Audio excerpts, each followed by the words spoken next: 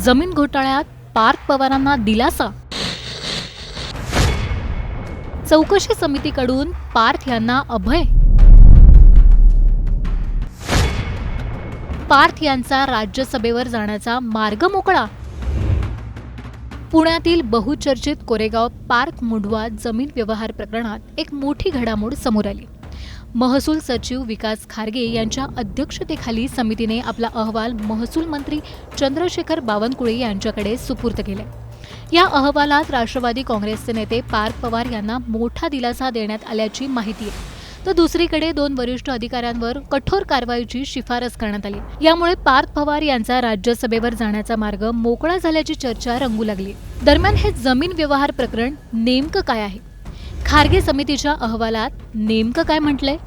पार्थ पवारांचा राज्यसभेवर जाण्याचा मार्ग मोकळा झालाय का? याचा सविस्तर आढावा या व्हिडिओतून आपण घेणार आहोत. त्यामुळे हा व्हिडिओ शेवटपर्यंत पहा आणि टाइम्स नाऊ मराठीला फॉलो आणि सबस्क्राईब करायला विसरू नका.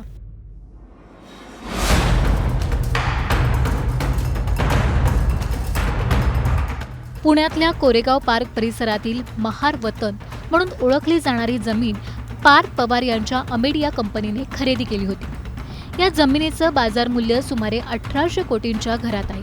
असं असतानाही ही जमीन अवघ्या 300 कोटी रुपयात खरेदी करण्यात आल्याचा आरोप या प्रकरणात झाला होता. या जमीन व्यवहार प्रक्रियेत नियमांचे उल्लंघन झाल्याच्या तक्रारीनंतर राज्य सरकारने चौकशी समिती नेमली. हे प्रकरण समोर आल्यानंतर तत्कालीन उपमुख्यमंत्री अजित पवार यांनी हा व्यवहार रद्द केला होता. दरम्यान आता महसूल सचिव विकास खारगे समितीने आपला सविस्तर अहवाल महसूल मंत्री चंद्रशेखर बावनकुळे यांच्याकडे सुपूर्द केलाय. या अहवालात पार्थ पवार यांना दिलासा देण्याची माहिती आहे.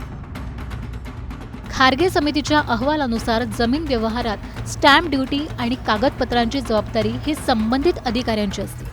अमेडिया कंपनीने हा व्यवहार केला असला तरी या कागदपत्रांवर पार्थ पवार यांची थेट सही नव्हती. पार्थ पवार कंपनीचे भागीदार असले तरी मुंढवा जमीन व्यवहारात त्यांचा थेट सहभाग सिद्ध होत नाही. त्यामुळे पार्थ पवार यांच्यावरील ठपके पुराव्याअभावी टिकू शकले नाहीत असं अहवालात नमूद केले.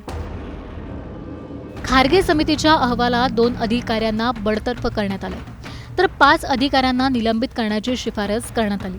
तहसीलदार सूर्यकांत येवले आणि दुय्यम निबंधक तारू यांच्यावर कठोर कारवाई करण्याचा उल्लेख असल्याचं कळते. या दोघांना आधीच निलंबित करण्यात आलेले.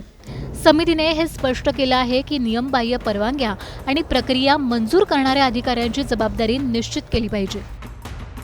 यापूर्वी पोलिसांनी दाखल केलेल्या आरोपपत्रातही पार्थ पवार यांना क्लीन चिट देण्यात आली होती. मात्र त्यावरून सरकारवर विरोधकांनी टीका केली होती. महसूल मंत्री बावनकुळे यांनी त्यावेळी स्पष्ट केलं होतं की समितीचा अंतिम अहवाल येईपर्यंत पूर्णपणे क्लीन चिट समजता येणार नाही. आता हा अहवाल सादर झाल्यानंतर पुढच्या निर्णयासाठी तो मुख्यमंत्री देवेंद्र फडणवीस यांच्याकडे जाणार आहे. दरम्यान अजित पवार यांच्या निधनानंतर सुनेत्रा पवार यांनी राज्यसभेच्या खासदारकीचा राजीनामा दिला आणि राज्याच्या उपमुख्यमंत्री पदाची सूत्र हाती घेतली. राज्याच्या सत्ता समीकरणात महत्त्वाची भूमिका स्वीकारल्यानंतर सुनेत्रा पवार यांच्या राज्यसभेतील रिक्त जागेबाबत चर्चा सुरू आहे. या जागेवर पार्थ पवार यांचं नाव पुढे येत असल्याची चर्चा मागील काही दिवसांपासून रंगते.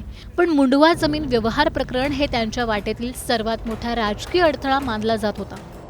खारगे समितीच्या अहवालानंतर पार्थ पवार यांच्यावरील आरोपांचं सावट दूर झाल्याचं मानलं जातंय. पण विरोधक या अहवालावर समाधानी राहतील का? जमीन व्यवहारावरून निर्माण झालेलं वादळ आता शांत होणार का? की राज्यसभेच्या राजकारणात हा मुद्दा पुन्हा धगधगणार?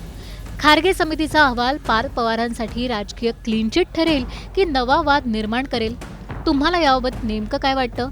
आम्हाला खाली कमेंट करून नक्की सांगा आणि चॅनलला सबस्क्राईब करायला विसरू नका.